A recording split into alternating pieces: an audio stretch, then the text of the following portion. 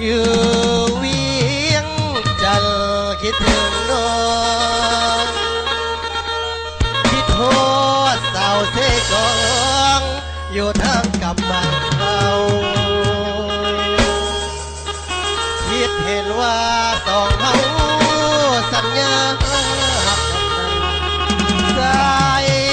ปันพออยู่สู่เธอ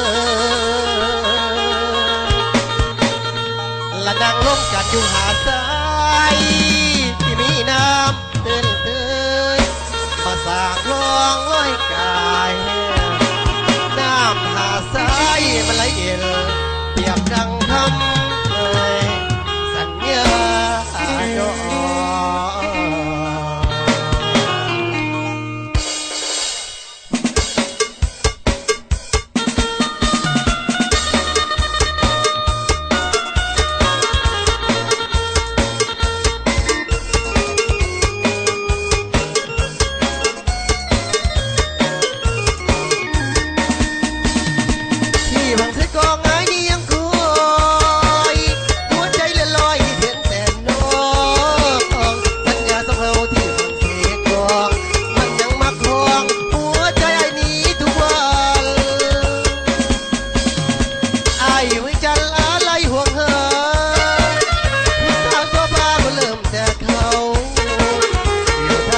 ไปฝันแต่เจ้า